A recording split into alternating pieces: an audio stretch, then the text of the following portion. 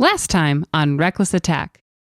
The party, on their first mission for the Golden Tree Adventuring Guild, is headed to the Red City of Agmar. Their caravan stops for water, but is ambushed by two towering crustaceans. The lobsters fall easily to the party's quick reflexes, but they weren't the only creatures lurking in the shadows. While the caravan sleeps, a faint, womanly spirit beckons to Kascorin and draws him into the woods. Where is she taking our dwarven adventurer? Find out this week on Reckless Attack.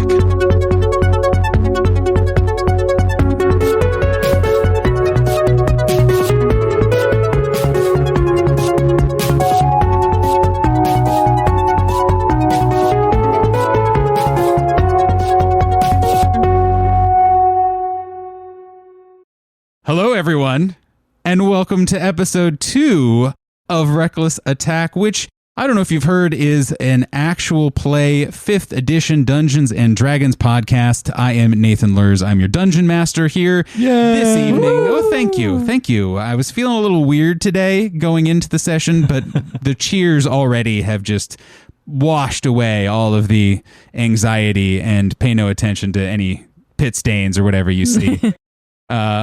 Seated to my right is the illustrious and well-documented. I don't know. I'm trying. I thought that would be fun, and then it was not. Anyway, who are you? I don't mind being well-documented. Well, we can't.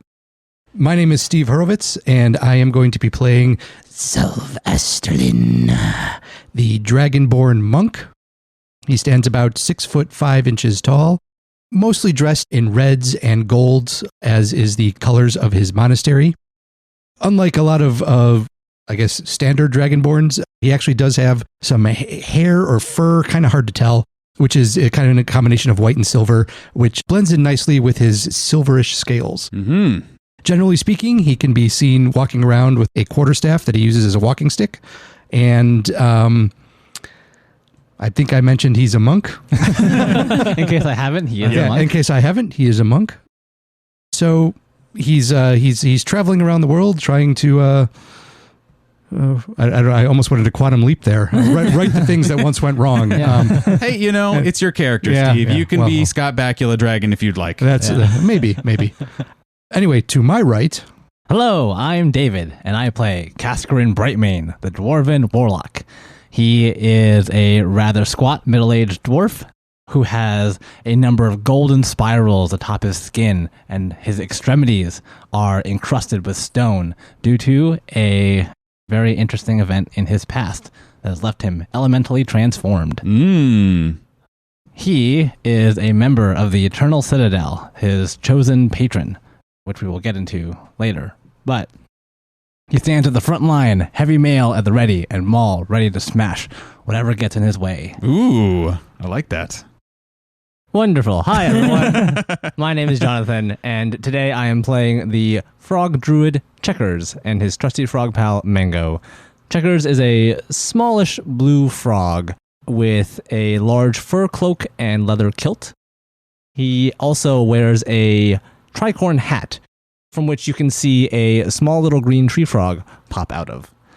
Typically, he can be seen riding his large green tree frog, Mango, as the two of them are a pair and are fairly inseparable, but they are typically found just leaping across rooftops doing frog things. Yeah, and to clarify for anyone who just weirdly skipped episode 1 and went straight to episode 2 for some reason, he is a frog who is a druid, not a druid of frogs, but also now that I say it out loud, you're also kind of a druid of frogs. Yeah, Stack of frogs. Stack of frogs. Just yes. Large, medium. You're a medium creature, it's right? Medium, small, tiny. Oh, that's right. Yes. So Mango's medium, Checkers is small, and Junior is tiny. Yes. But so yeah, a frog druid and druid of frogs. It all works out. Synergy. And finally. Hi, I'm Sophie, and I play Veleska Carter, the human-looking cleric of the Arcana domain. She is not a small creature, but is probably the same height as Checkers. She's 5'0" with short dark hair and rocking some medieval-looking sunglasses, which are just like an eye mask to help from the sun of her desert home of Rakma, and is wearing some light leather armor with some light flowing tunics to help with the desert heat.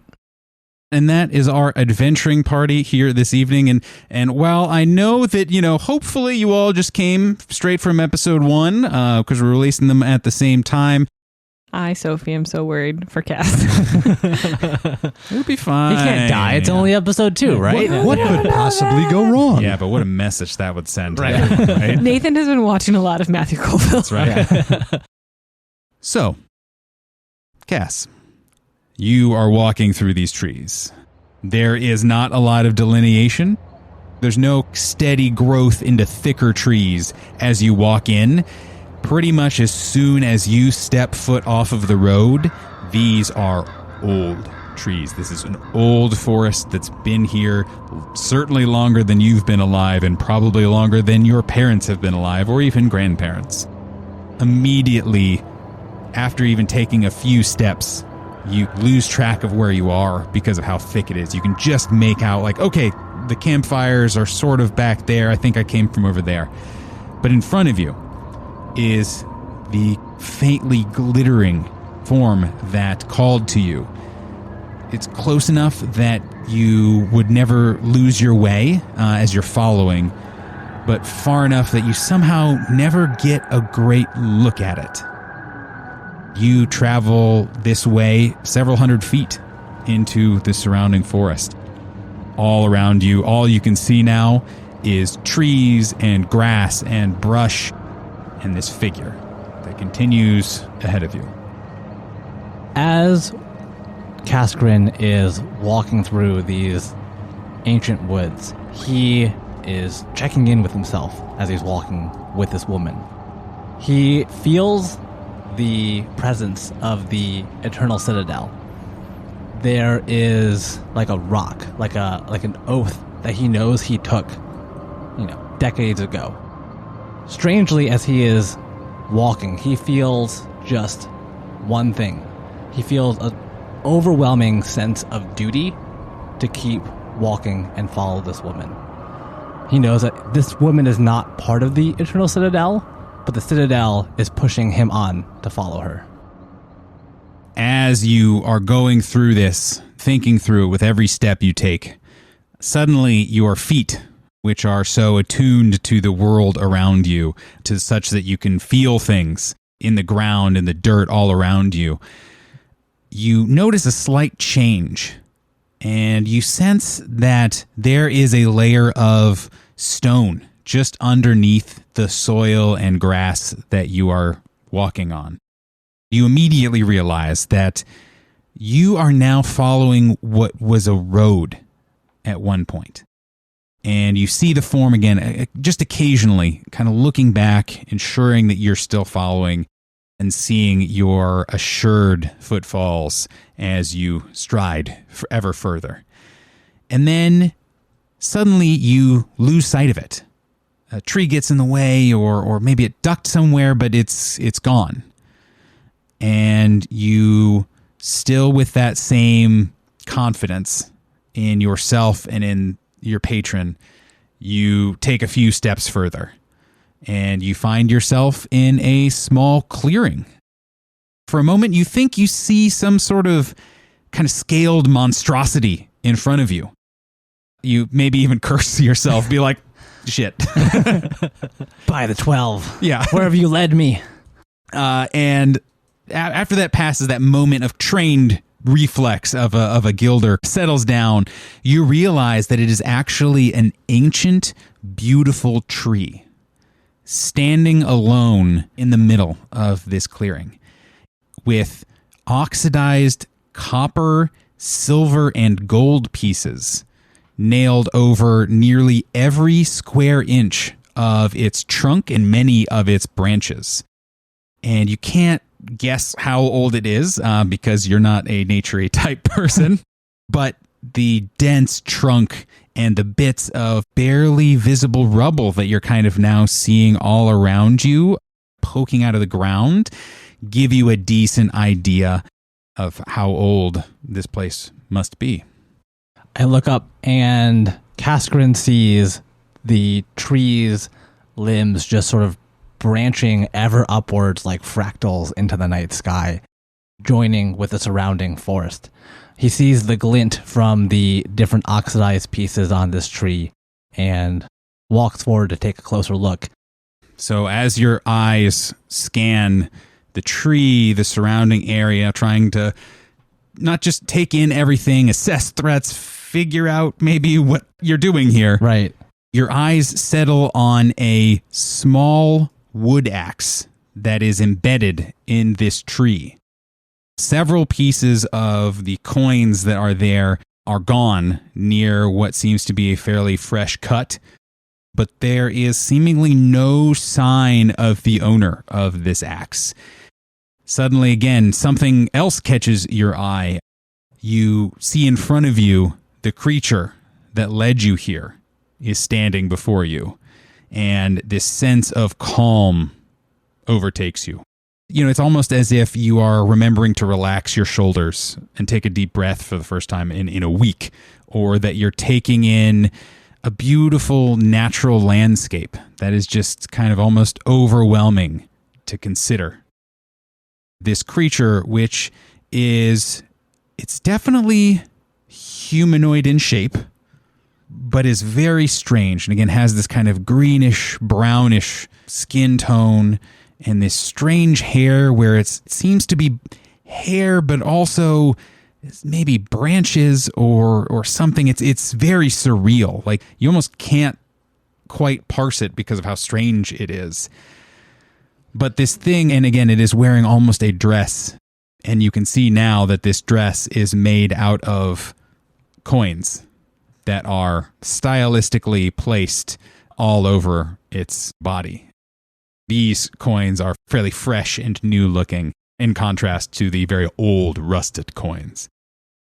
You've gone to great lengths to take me here, Kascorin says in a calm, almost monotone voice.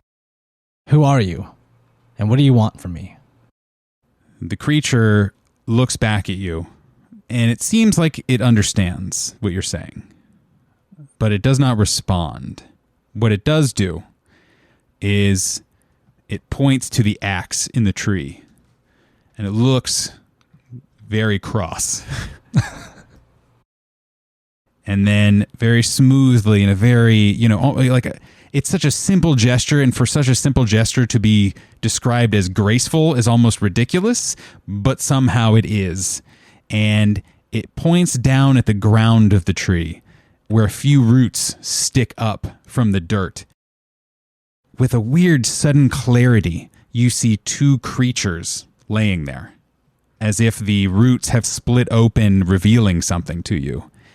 One is a female tiefling that is wearing some colorful clothing in a style that you're not immediately familiar with. That individual is breathing, but is unconscious and seems to be sickly in some way. The other creature you are a little more familiar with, but not in this particular way, is a grung. This grung is not at all the color of your stalwart companion, Checkers.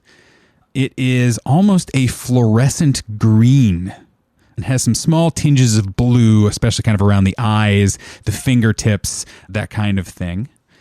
It is laying there next to this other creature, and a large hole through its chest says that it did not meet the same fate as the unconscious, sickly person sitting next to it.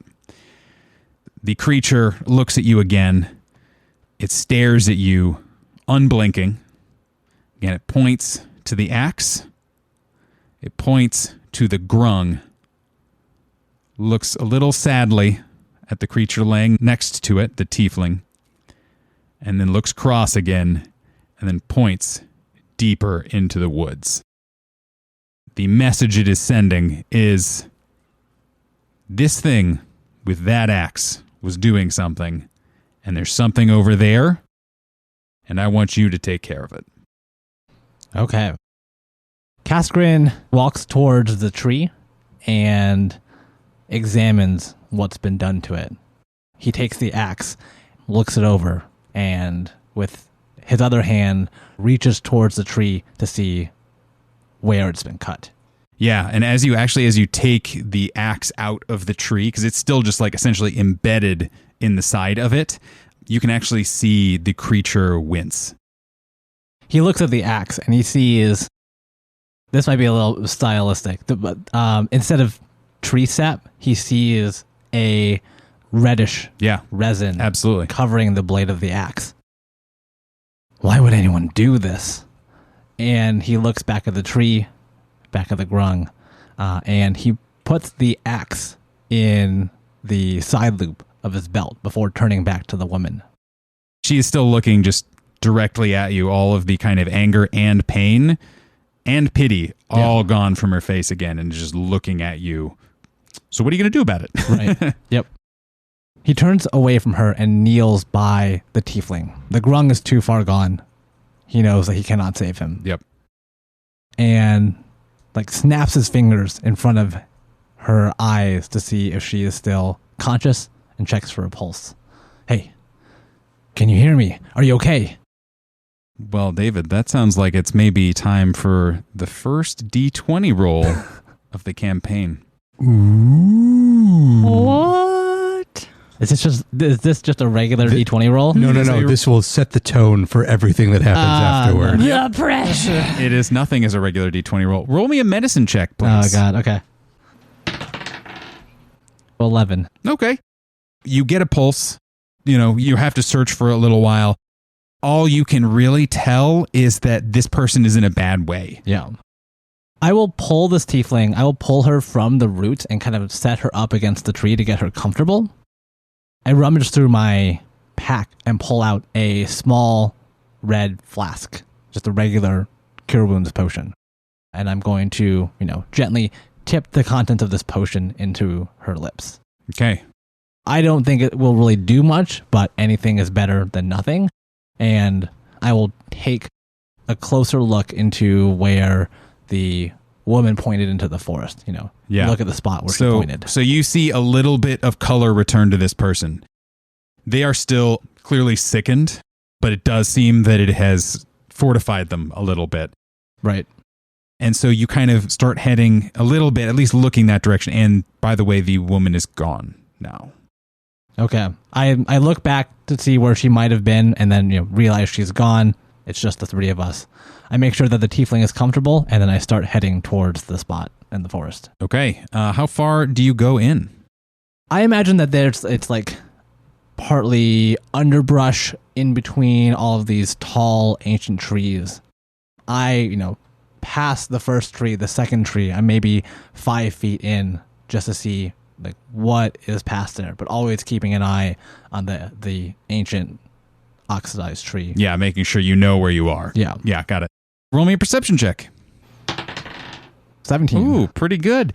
You quiet your mind. You stop. You think. You try to parse through all of the sounds of the forest, the chirps, the squawks, the horrible loud crashing sounds that are just like, oh yeah, and that always happens. No worries. You don't hear anything. But again, you feel like you were pretty in tune with what was going on around you. You're kind of feeling out, you're reaching out and trying to parse through all the information that you're getting.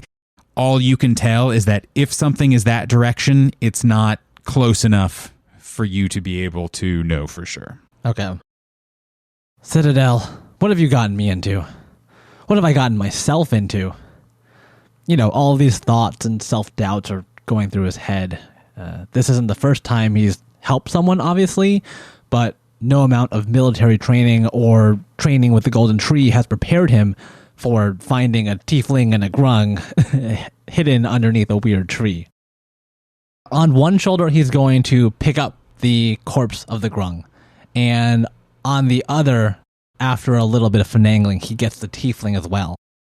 Taking one look back at the tree, he goes step, step, just plodding back the way he came through the forest until he's back on the road and then back to familiar territory. Yeah.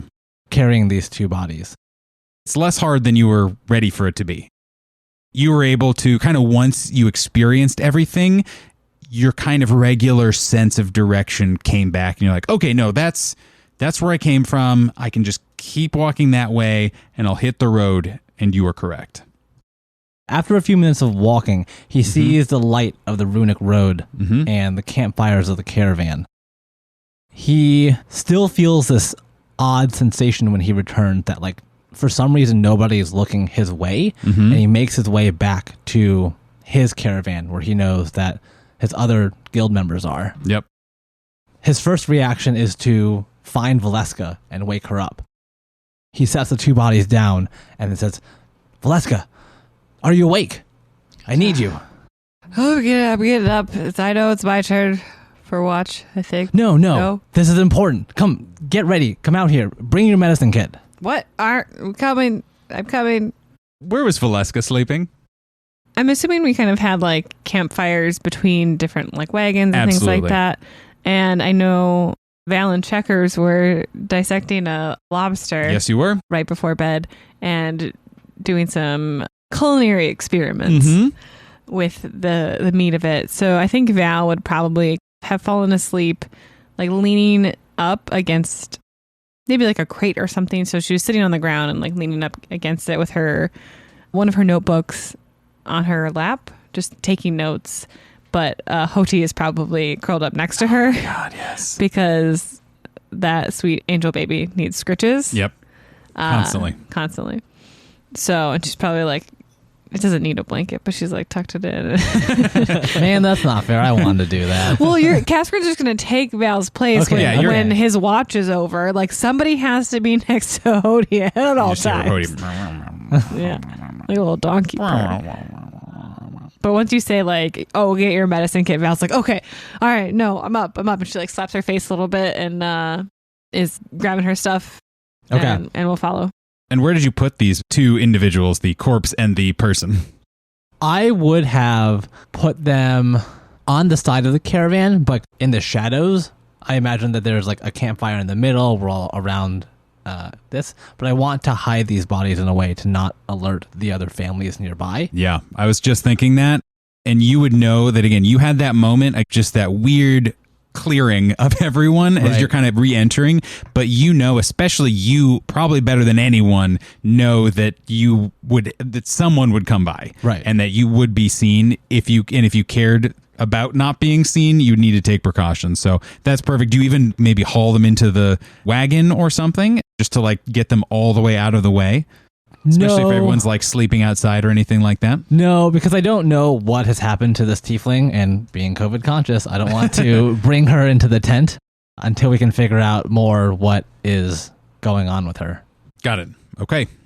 At least you know enough that gaping chest wounds are probably not contagious.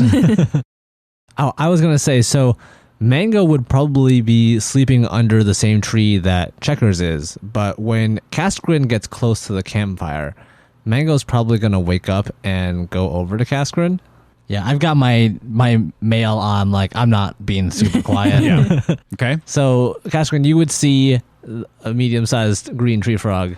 Mango just sort of hop over to you, yes. And you're still carrying probably some things as Mango approaches, but he's just going to sort of come up over to you and just sort of sit there and look at you, like, expectantly. I look at the I try to like reach out to like pet Mango and then realize that, you know, the tiefling has slipped out a little bit and I have to like shrug my shoulders to get them back on. And it's like I like just kind of gently nudge him with my foot and it's like his little belly and it's like, you're a good boy, Mango. Go get your dad. And then Mango hops back off and goes to try and find Checkers. I'm just imagining like a little rock toe of Kascorin, poking like a Pillsbury Doughboy belly. I don't speak big frog. I don't know what you want. I'm fine. Get out of here. Yeah. Exactly. Okay, so we'll keep mindful that Checkers is going to show up at some point. Zelv has not been alerted yet. So Val, you come out into the open, I guess, and you see... And sorry, correct me if this was Cass's watch? Correct. Yes. Okay. And this is first watch, too. Okay. So Val, yes, you emerge, you see that Grung is not on the mortal coil any longer. And yes, you see a very sickly looking tiefling that Cass is again kind of gently arranging so it's somewhat comfortable. What do you do? Val will immediately kind of set to work and like get like a space cleared, like lay down on the cloth so she can like kneel down next to the tiefling and start working. And she will just kind of look at Kascorin and be like, please talk while I work. And then start like checking for a pulse and just seeing if she can see any wounds or, you know, I'm sure in her examination, she'll start to see that the tiefling is sickly and then maybe see if there's a smaller wound that might be where poison was injected or something like that. And start process of elimination why this woman is unconscious. Love it. Awesome. We'll ask you to roll in just a second. David, what is Kascorin telling her, or what information is she passing along as she's kind of, again, looking for wounds, opening up clothing and checking pulses, everything that she can do to figure out what's wrong? Val's implication is, why did you bring me 2 dead bodies? 1.5 dead bodies. As this is happening, do Checkers and Selv also come by? Selv No one's is waking up asleep. Selv. Okay, I imagine like Selv is like his monk senses are like a hair trigger. Like I'm not gonna tell Steve how heavy Selv sleeps. Yeah, but That's right. I was thinking he knows, but he's tired. He's waiting. He's not gonna crowd. Like, if they need me, If they need me, they'll get me. Yeah, exactly. What might happen is also when Mango goes to find Checkers would go find Selv, because if Checkers has to be awake, then Selv has to be awake. Got it. if I'm not sleeping, nobody's sleeping. Exactly. So Checkers might just literally go over to Selv and be like, Selv, everyone's out. I'm up. You're up. Let's go. Excellent. Well, we'll get to you. We'll have you guys enter in just a second. So yes, Dave, what is Kascorin, as Val again is checking this person, trying to figure out what's going on, what are you filling her in on? There was a woman who came through the woods. Veleska, she called me, and I went with her onto a road that parted through these ancient woods. When I was there was a old tree covered in coins, I think, and that's where I found these 2. I think there's still something there. I think we have to go back, but we needed to save this tiefling woman. I couldn't just leave her there. I don't know where the woman is now, though, but maybe she's still out there. Maybe we can still find her. Okay. Just accepts it. Yeah. No. Got other stuff to deal with. Val doesn't really respond. She just gives you like a very, not curt, but just like efficient. Okay. It's been recorded and will be unpacked later. Yeah. Yes. Not top priority. There's no like battle happening or imminent threat that she can set about working. Excellent. Why don't you roll me that medicine check, and we'll say that is roughly when Checkers and Selv are coming onto the scene, so you can have your kind of like Dr. House MD moment where you're declaring like, oh my God, this person definitely has scurvy. It is lupus. It was on a natural one for like just a hot second. There was a whole story involved with that die roll. Yeah. Just a 10? Yeah. I'm not proficient in medicine, but for a level 2 character, I have a +3. Still pretty good. So as part of her head to toe examination, knowing this woman is a little bit sickly, yes, Val will cast Detect Magic. Oh, okay, cool. Are you doing it as a ritual? No. This woman's unconscious. It seems a little bit more urgent than to take 10 minutes. Yeah, so you do not detect any magic on her. Okay. Whether it is affecting her or otherwise. So yeah, whatever is happening is, we'll say natural.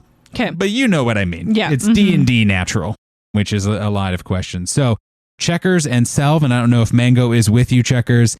I assume so. I don't know. Is Junior with you? Junior is definitely riding in the hat, and Checkers is riding on the Mango. Excellent. So full stack is Selv is walking. is not involved in any stacks. Right. Yep. And is still taller.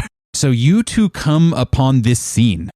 You just see Cass and Val over these 2 bodies. Obviously, Veleska is working on one in particular. Again, is lifting up shirts, trying to do all kinds of stuff, feeling temperatures, doing whatever she can.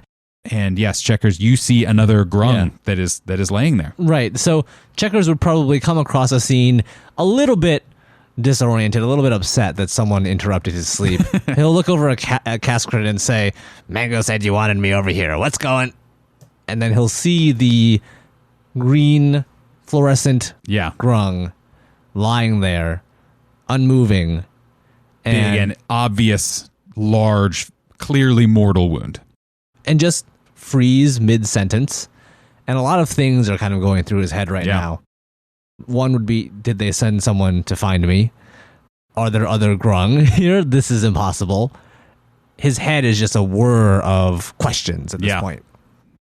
Selv will he's kind of like staying a little bit back because he's so tall, and he's kind of looking over Checkers, Mango. It kind of spocks an eyebrow and says, intruders? No. And I tell them what I told Val. We found them at the tree. One of them is unfortunately dead, but the other one we may still be able to save.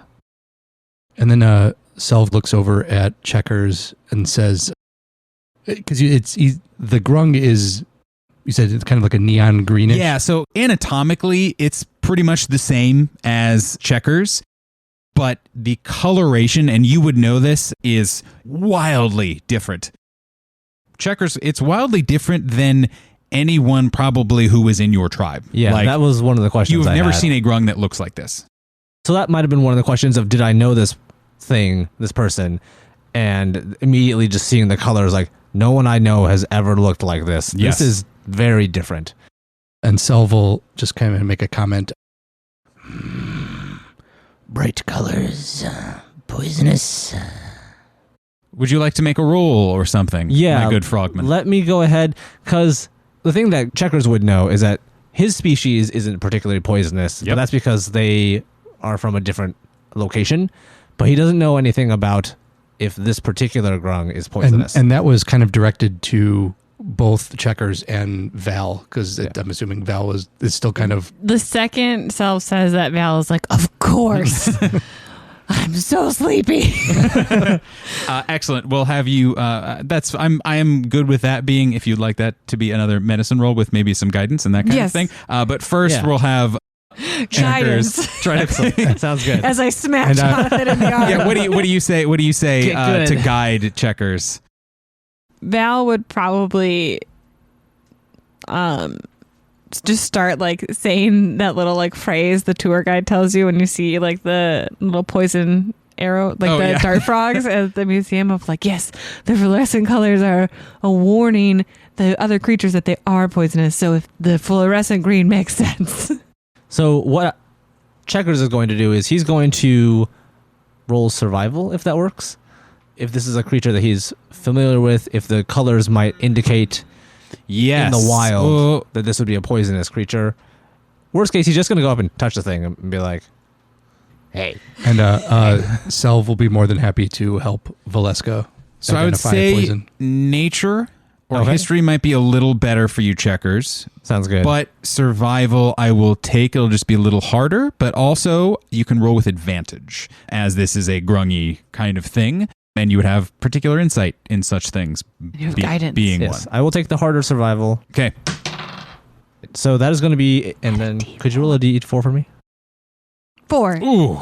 That is a 21 total on survival. So Val's just monologue of, in the natural world, often bright colors can mean, is actually weirdly like gets you into their mindset, you know? It's calming for Checkers right in this moment, because he's just so confused that hearing the old lectures of Veleska sort of grounds him. Yeah, exactly. He's not actually listening to it. It's just that like background sleep noise. Exactly. It's chill lectures to study / chill to Panic or to. whatever. Yeah. So that is actually good enough to hit the higher DC. Checkers, what you know about this? First of all, what are you doing, I guess? So are you getting and like looking at this, or are you just kind of still back and trying to like go through your memories? Checkers at this point would absolutely, so he would dismount Mango and go over to this creature, first confusedly ask Kascorin what happened and then get the recap, and then just go over and sort of stare at this dead grung, try to recollect where he might have seen something like this, and then just think about what could have caused this, what kind of creature is this, because he has no idea at this point. Other than the physiology, the grung, there's no commonalities between the two. Exactly. So you get a lot of information as you're kind of going through it, and you have to like reach back into like recesses of your mind that you have not used in a long time. Mm-hmm. So you're thinking like, okay, no one in my tribe and therefore no grung I have ever met looks anything like this color. But there aren't that many colors of grung out in the wild. Sure, they change a little bit of colors, but nothing that's like this fluorescent thing. And Checkers doesn't necessarily know that there are other grung in the world either. He only knows his own tribe. So Got it. Seeing another grung is just, it's like meeting a different species of human suddenly. Like, what?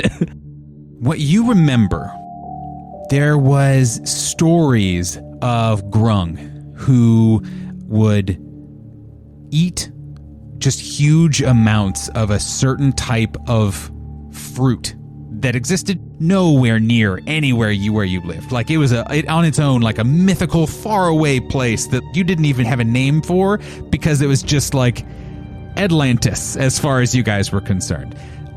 But by overeating this fruit, your body chemistry can change, and not only do you get this strange coloring, your skin starts to exude strange, you wouldn't call it chemicals because you are, Checkers, but this strange poison that does different things to people.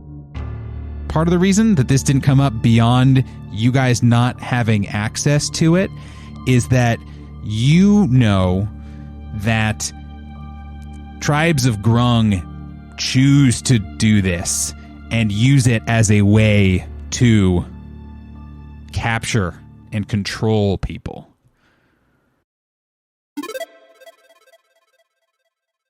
Hi everyone, it's Sophie here with the Midroll. We're so glad to see you at our table today and hope you've been enjoying the episode. If you want to learn more about the players or characters, head on over to recklessattack.com for character sheets, lore, art, and more. Want to know what we're up to or see how the behind-the-screen magic happens? Follow us on Twitter at reckless_attack and on Instagram at recklessattackpodcast. We've got some fun content there, but more importantly, we have pictures of our podcast family pups. All right, let's get back to the show. Kascorin, how are you feeling? You getting dizzy at all? I was just thinking that as soon as Checkers analyzes is not the right word, but like as soon as Checkers looks this over and says this is Well, does poisonous, Checkers say that? he wouldn't say it's necessarily poisonous. He would just look at it, be reminded of all this stuff, and then just immediately, Kascorin, you touched this thing, right? Yeah. Kascorin, how are you feeling? I feel fine. I assume I feel fine. Could you roll me a Constitution saving throw with advantage, please? I may or may not feel fine. Natural 20. Okay.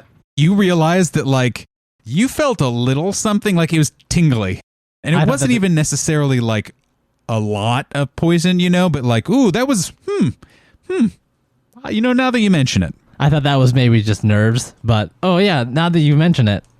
Okay. I felt a little weird for a bit, but I think I'm okay. No one else touched this thing. It's poisonous, Val. You got it right. Val does like a little internal, like, yes. Someone go get Etris. Because she assumes he knows a lot more about poisons and might be able to help craft an antidote and is going to assume this woman has been poisoned by this grung.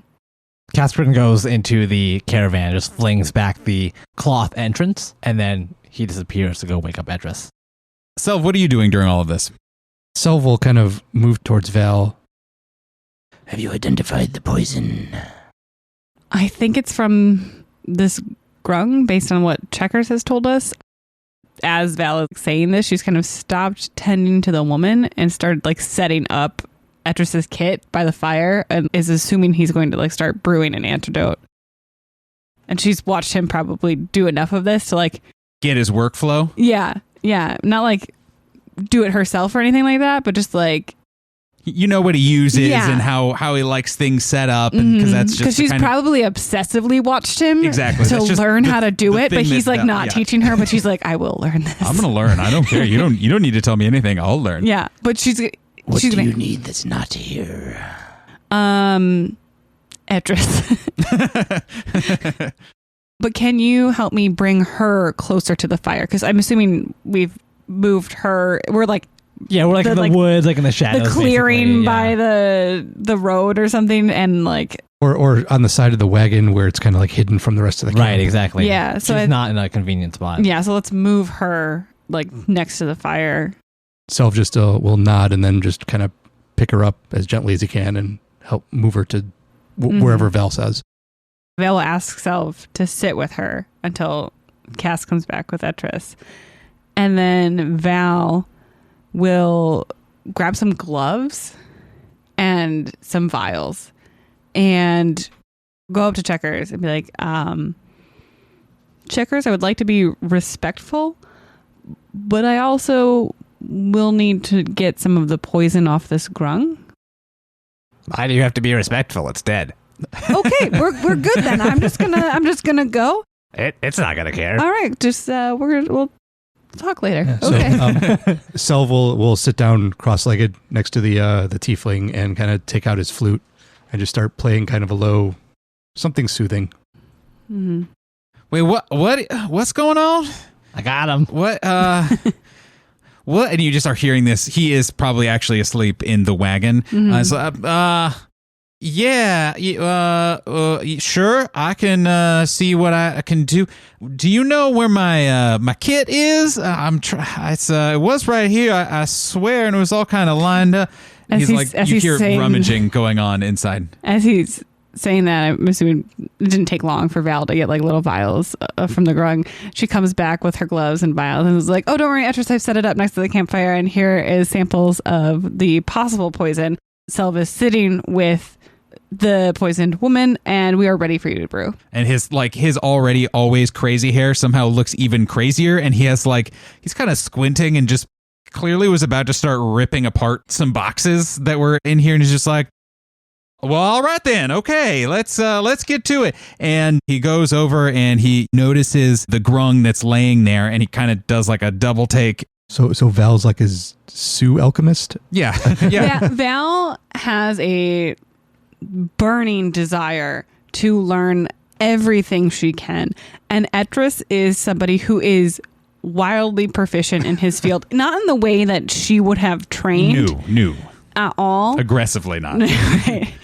But he does have this wealth of knowledge. So anytime he would have been like brewing anything, tea, who knows, she would be obsessively watching him and taking notes on what he's doing, because Etris has probably been wildly annoyed by Val's questions. So she's learned to take a little step back and like at the right times ask questions. And I would say even more than that, what Etris often does is he does not give you helpful answers to your questions. Right. He is very much a old grandma chef where he's just like, well, I just kind of slap a little bit of this, and I don't know, I learned that I use this and that.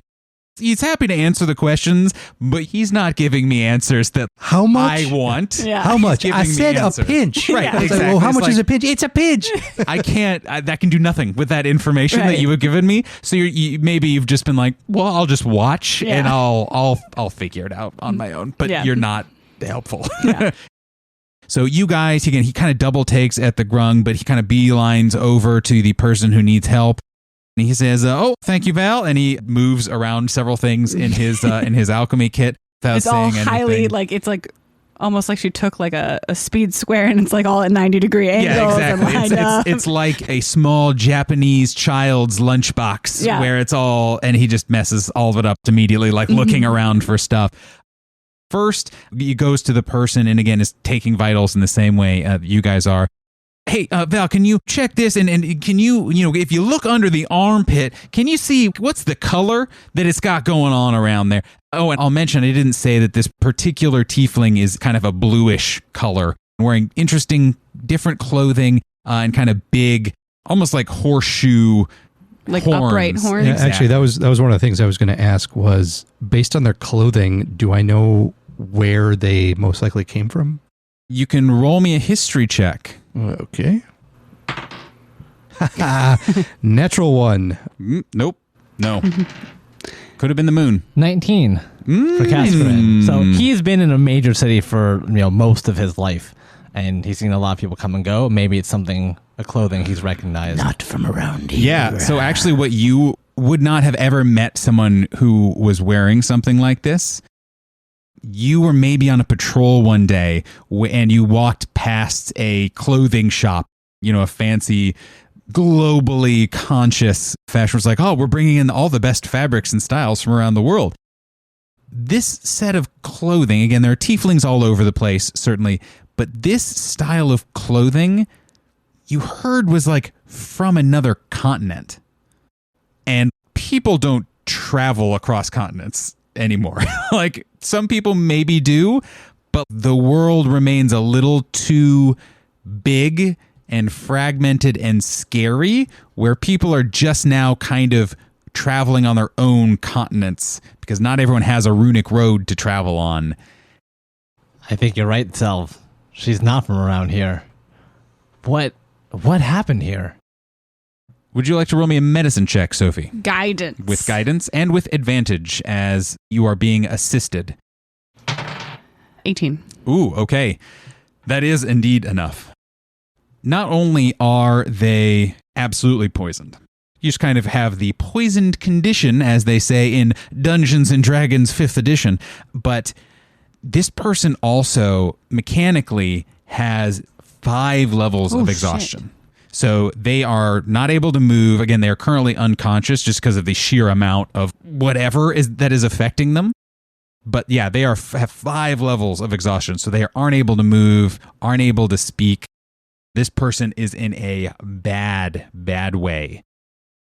You guys are kind of working over, not only you're able to diagnose them, but you're able to kind of between the two of you administer just the right amount of poultices and stuff to stabilize this person. They're still actively poisoned, but you get the sense that they were in pretty rough shape and they may or may not have died. Level 5? Yeah.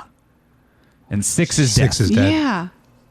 As a reminder around it's the bad. table. And I'll even say you get the impression, and you and Etris are talking, it's like, well, she just got just a wallop of a dose of poison. And hey, Cass, you said you were okay-ish, right? Yeah, still feeling fine.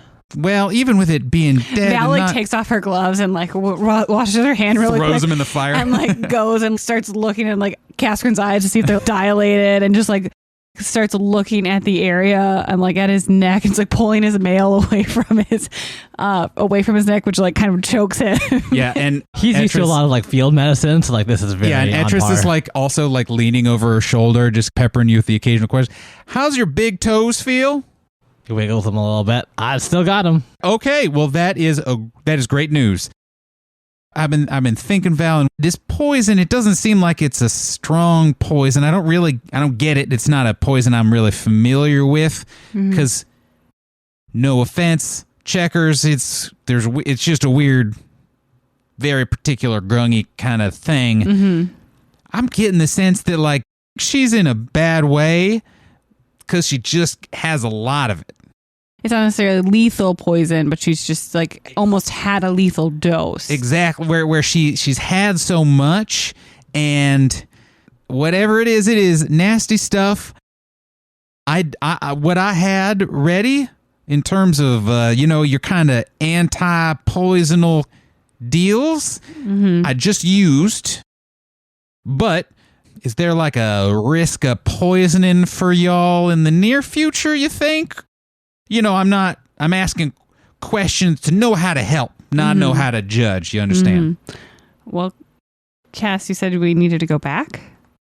I think we've got a long night in front of us. Unfortunately.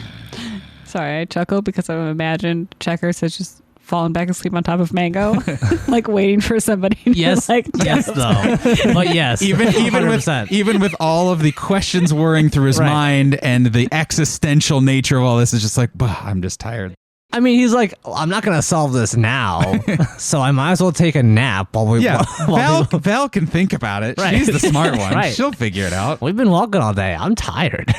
I love Checkers so much. I think this tiefling is okay in Etris's hands, but there's still something in that forest that I don't think can wait. Okay. Do you think it was the grung that poisoned the tiefling or something else? It must have been the grung, but like Ezra said, they must have been together for days, hours together, just in contact or something. That does like make this. it. That is interesting. Mm-hmm. That could do it if it was just kind of like on, just touching her. How did you find them?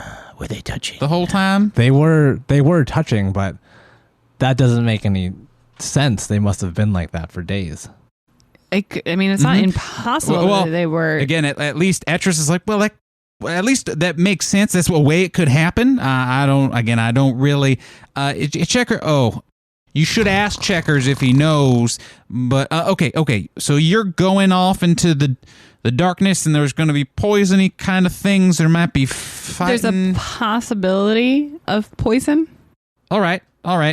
Val, if you don't mind, make sure no one keels over in the next 30 seconds. Yeah. 1 moment. Yes. And Etris jumps up again, all like weird and gangly, kind of all moving, and his arms and limbs moving in a bunch of directions, and he leaps into the back of the wagon, and you do hear a bunch of boxes and stuff just being ripped open, and hay being kind of thrown out to the back of it. Selv will turn to Val. Maybe the grung has something on him that will tell us what they were doing. Like Val, actually face palms, and it's like, yes, Selv, can you very carefully search his body? And we should also search hers. I may need part of your gloves. Val just hands him over. I imagine Selv tries to put the gloves on, but his natural talent just shred the glove. They're much big. Her hands are very small, especially compared to yours. Yeah, it's like, I hand them to you. The and it's glove does not fit. Oh, right. I'll do it, and I'll just put the gloves on. Can you search her body? Yes. Thank you. I will take a quick look at the tiefling and see if there's anything. I assume you noteworthy. guys are kind of just taking your time to go over as Etris is ripping stuff up. And in the back of Val's mind, she's just like, but I just organized.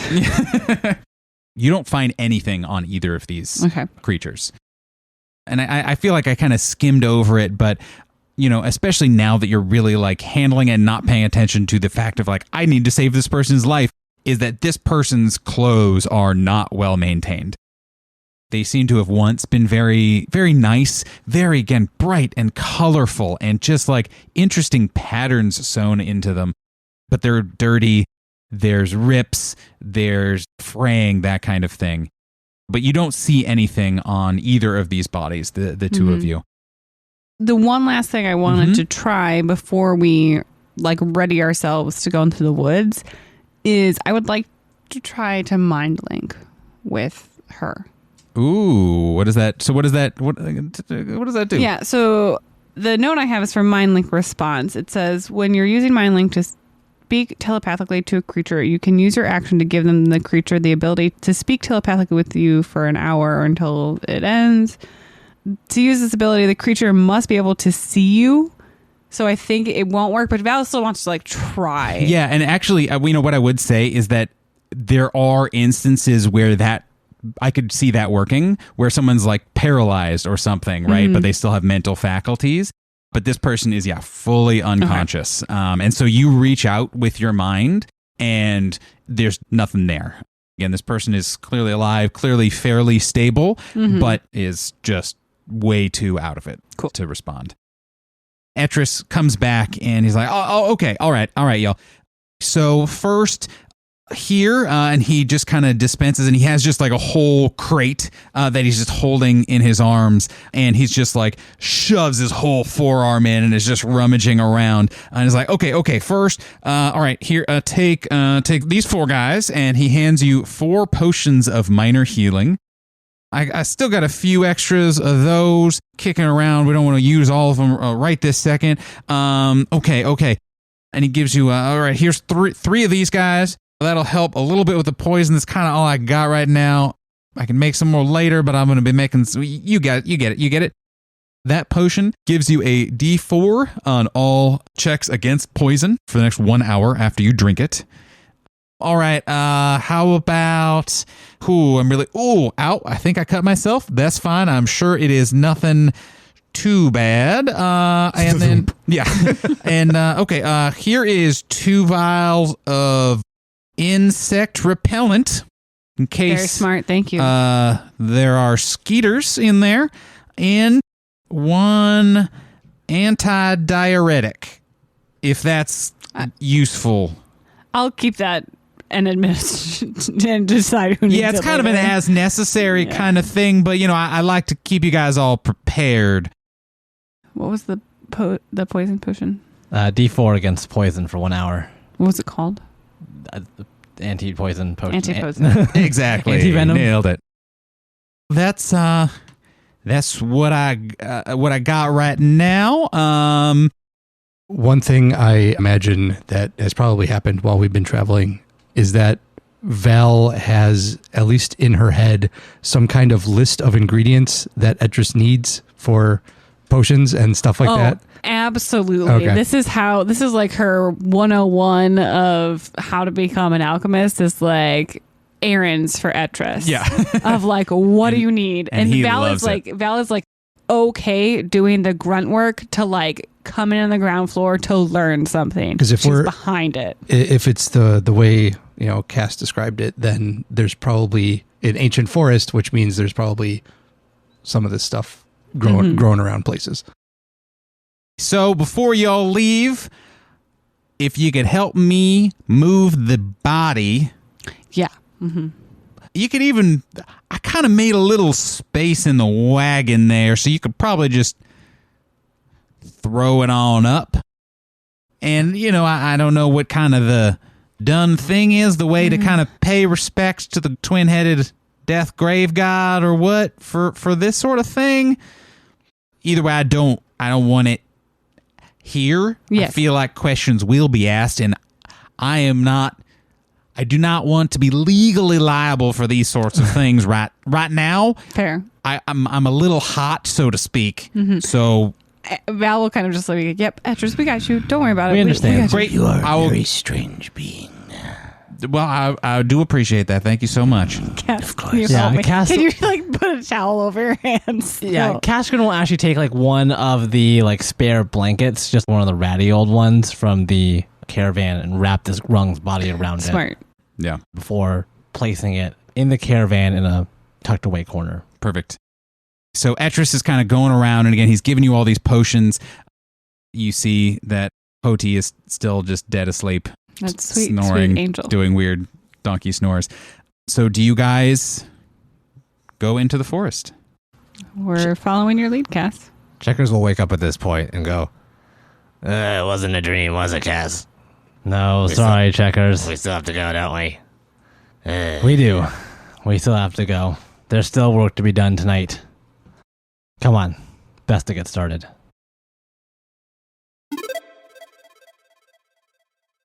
Hey, it's Steve here with another break from your regularly scheduled programming. If you like what you're hearing and want to support the show, follow us on Patreon at patreon.com/recklessattack. New patrons who join each week will be mentioned here in the middle of each episode. If you're lucky, your name may even be read with the soothing voice of Sylvesterlin, Dragonborn Monk from the Bingjuzi Monastery.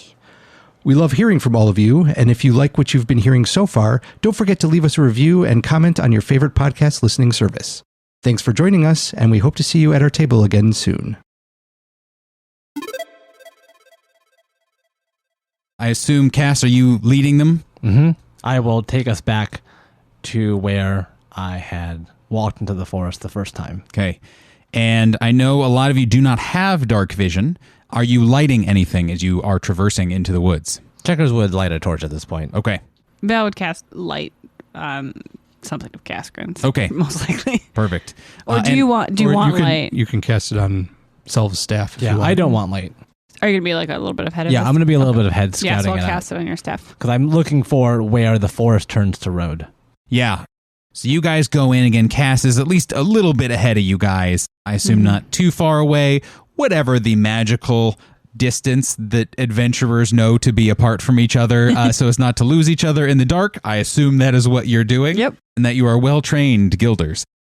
Cass, you don't have that same kind of like pull as you did but you're still able to find your way, no problem. And you're feeling along like, okay, this feels right. And then you get that sense that, oh, I found the road again. Mm-hmm. So you're able to keep guiding people. And Cass, I don't know how poetic he got in describing it, but for you guys, it's just like, okay, creepy woods. Yep, we're here, and it is dark, and it is the woods. And it is, again, it's loud, and there's all kinds of strange sounds happening all around you, because that's what happens when you're in these woods, or any woods in Rixia. You are soon, Kascorin, able to lead everyone, again, with relative ease, back into this strange clearing, ruin, whatever it is. And you guys now see, again, this tree, this beautiful, ancient tree that is just standing proudly in the middle of this. You do not see a creature, a woman or otherwise. But again, you do see, again, just sparkling in a weird way. Again, a lot of them are oxidized and old, but it still has a very interesting effect, especially with you guys having cast light and having torches and stuff. This really beautiful tree just right in the middle of everything. So I imagine like you said, it was covered in coins. Yeah, they're just nailed. Basically silver and copper. And some gold pieces, yeah. Okay, because the gold doesn't oxidize, but Perfect. that's all right. That's so where that's it's just shiny. okay. Yeah. Good, It's good, extra good. shiny. All right, And all or right. it's just dirty. Yeah, that's true. But you guys can see the notch that is still there from where Kascorin was describing that an axe was embedded in it. I imagine like Kascorin has to reach out his hand and is like, not now, Val, as she's running forward to try to maybe study this tree. No. So when Val comes to this clearing, she understands the significance. Okay. The illustrious, I say it different. Athenaeum. How do you say it? I think I had just skipped the end, like atheum or something. That's fine. Perfect. That's fine. Yeah. Antheum. The illustrious A. Yeah. Yeah. The IA. Perfect. Done. It's a religious order. So she does have this desire and passion for knowledge, but it is reined in a bit. Yeah.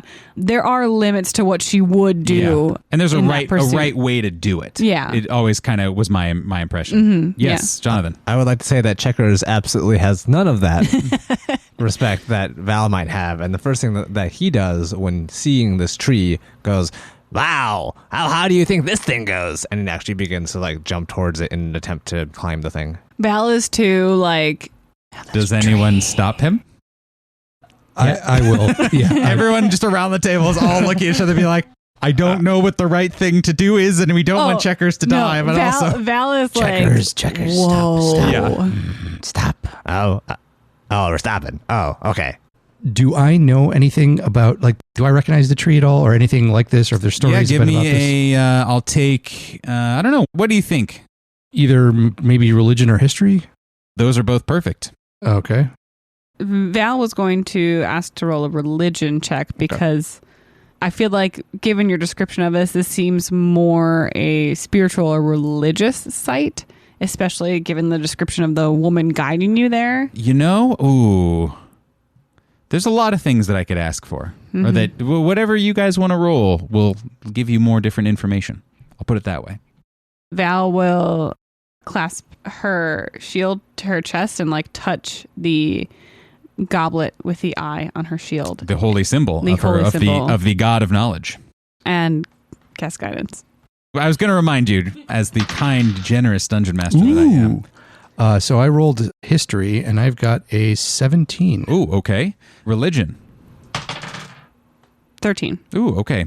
So what was yours again? 17. Okay, 17 on history.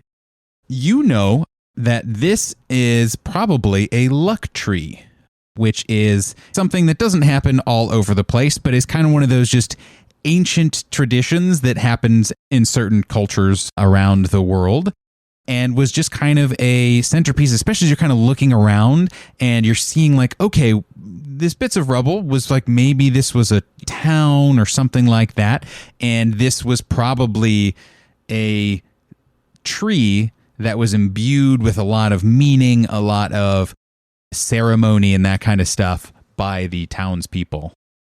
Val, your 13 religion, you would also know, not necessarily that it was called a luck tree or kind of those trappings, but you do get the sense that like, okay, there was a ceremony here. And there's some sort of a creature, a spirit, or something that is attached to this tree.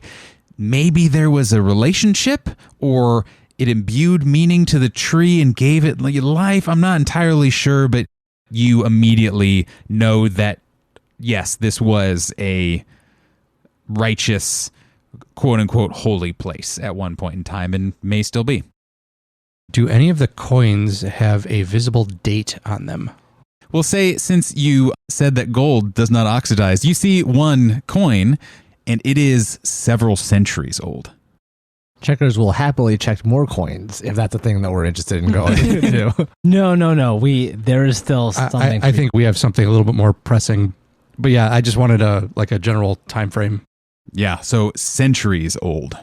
Pre-Pentarchy, I'll say at minimum.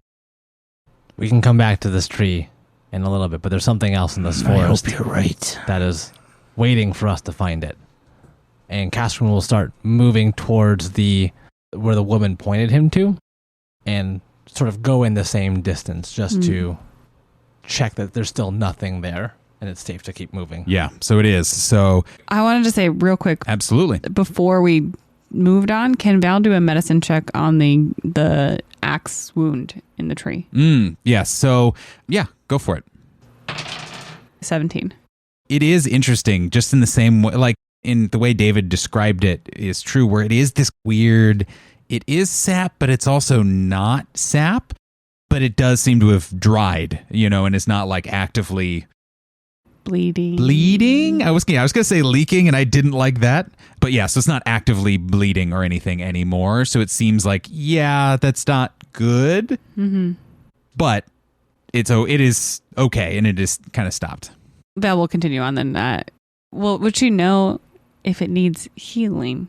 So no. Okay. So it's one of those things where like, yes, but you are not sure if your particular brand of healing Wouldn't do anything. would do anything to this very specific kind of an experience. You guys carry on further into the forest. You guys are going for a few hundred more feet still.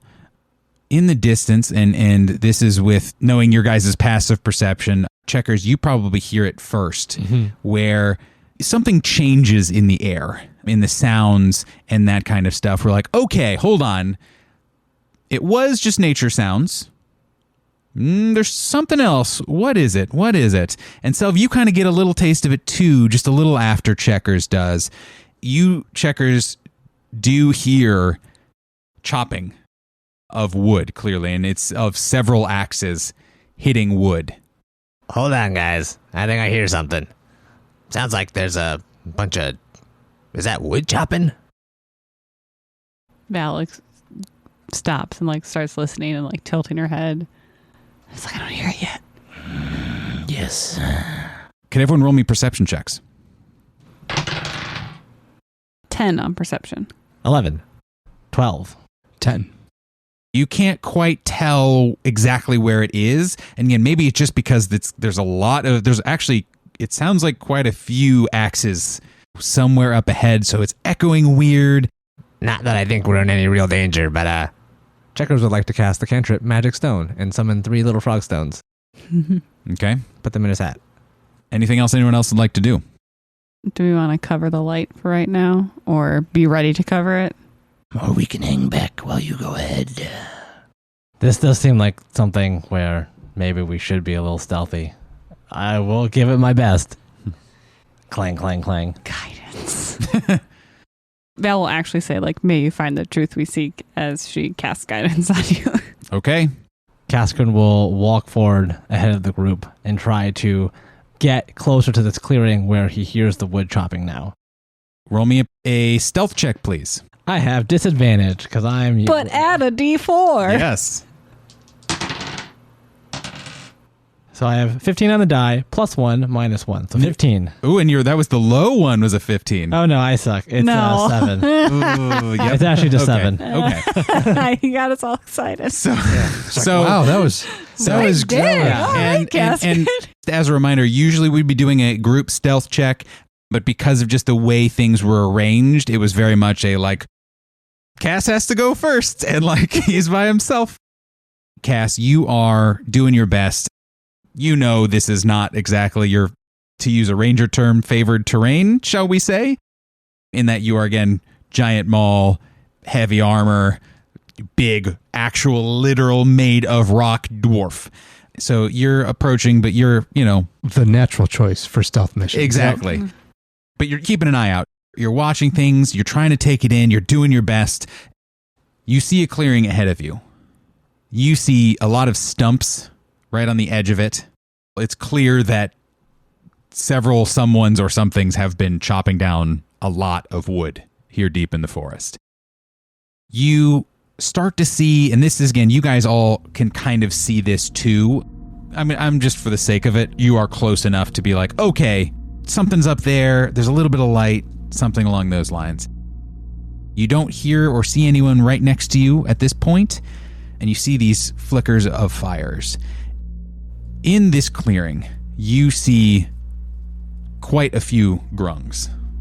Easily more than a dozen, maybe 24 grungs of all sorts of different fluorescent colors. Not just the green that you saw earlier, but there's blues, there's purples, and there are certainly many greens.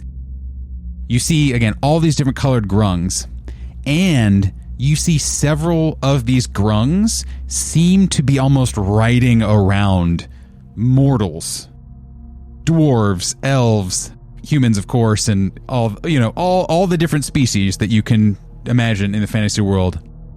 And the grungs are not the ones doing the chopping. The mortals and monsters and animals that they are riding are the ones doing the chopping. And in the middle of all of this, you see almost like sticking out like a sore thumb because of how bright it is, a golden yellowish grung that is notable in and of itself, but is especially notable because of what it is sitting on. One way I can say it is that it is sitting on kind of a raised dais, with almost like a weird ramshackle twig-based throne. But also, that dais is on, I guess the best way to describe it is kind of like a backpack structure being worn by a 13-foot tall creature that has this big round belly and big muscular arms and kind of this ruddy face that seems, would seem relatively normal if it didn't have just this slack-jawed, blank look on it. Clearly out of it. And you look around, you see all the other mortals and animals and stuff are all also like slack-jawed and totally unaware of what's going on, but still somehow responding to what these grung are doing to them. You see again this golden grung sitting on top of this huge creature. All around it, you can see it is shoving these fruits, these like weird spiky fruits into its mouth whole, and it is just like this big chubby grung that's just like sitting there, and you can see it's like chirruping and grung, being like ordering people around, ordering people to get it more of these fruits. And right next to, again, you see this huge pile of these weird fruits that are like a big stockpile almost. If that scene wasn't strange enough, there is a sudden noise, like a boom, accompanied by a flash and then a steady glow of alien blue light. A swirling portal of energy particles begin swirling before snapping into a sudden construct. From the angle you guys are at, you almost have to lean to either side to see it, as it appears to be almost two-dimensional. As you look at it, you realize this portal has actually formed a doorway through its arch, you see a dense, thick jungle scenery with sun shining down through the canopy and out of this door. From it springs a handful of other grung, all carrying more of this strange fruit or strange inflated bladders, and behind them you see another creature step forward. The figure is much taller than the diminutive grung, long and thin in frame. The creature is leaning almost tiredly on a crooked, curved, and gnarled staff. They are wearing a loose tunic that seems to be covered by a tattered cape, and are wearing several distinct and intricate necklaces, some of whom drape down to their midsection. You see traces of light blue skin underneath bandages covering most of their arms and exposed ears that are almost goat-like. You see it is wearing a strange, plain, almost flat wooden mask with no features beyond eye holes, and behind those eye holes are these glowing yellow pupils. Deer-like antlers emerge from either side of the creature's head or the mask. You can't really tell. Long lines of the same strange blue light emitting from the portal run almost like tattoos across its arms and neck. Finally, in its other hand, you see it holding a strange brass or gold lantern, whose ornate decoration seems out of place when held by a creature who gives off the distinct impression of a life spent outdoors. The figure gestures at the sleepy, chubby, golden grung. It seems to be telling this chieftain or whatever, lazily but forcefully, to, stay here. It kind of points forcefully at the camp, clearly being like, stay here. They wait a moment for the grung to, again, sleepily nod its assent almost dismissively as it's kind of laying down on its side like a, Greek god, nodding its assent, kind of nodding off to sleep. The figure shakes their head and turns away towards the portal. You see their tattoos light up even more as particles like those you saw coming from the portal itself begin to emerge from the creature's body. It holds up the lantern to the portal, and with another flash of energy, you see the doorway almost go static for a moment before changing. Now, instead of a jungle, you see a set of stairs leading upwards into nothingness. Behind it, you see big blue stars and constellations you don't recognize. The creature kind of gathers itself, steps through the two-dimensional doorway, and then, in a flash, it closes. There's one last thing I'd like to wrap up, which is, Kascorin, from just to your right behind you, and kind of close to the party, actually, you hear a loud croak as you see several glistening, beady eyes of grung holding wood axes staring directly at you. Shit. And we'll pick it up next week, everyone. Thanks for playing. Thanks for listening.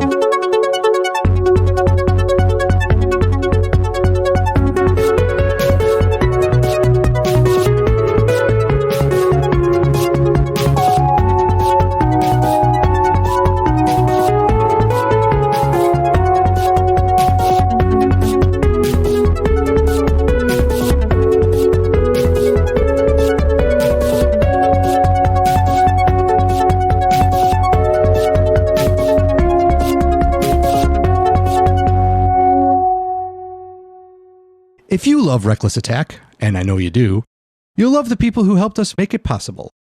Our logo artist, Maggie Pearson, character artist, Borg Cinnabon, and website designer, Donnie Chung, put together all the visuals you see for our podcast. We have some fantastic music, too. Our opening and closing theme was written by Chicago-based composer Megan Carnes. We also use the works of Kevin MacLeod and Michael Gelfi for our background music, and appreciate all the wonderful content they've put on the internet. You can find all of their social media links and more info about each of them on our website, recklessattack.com. See you all next time.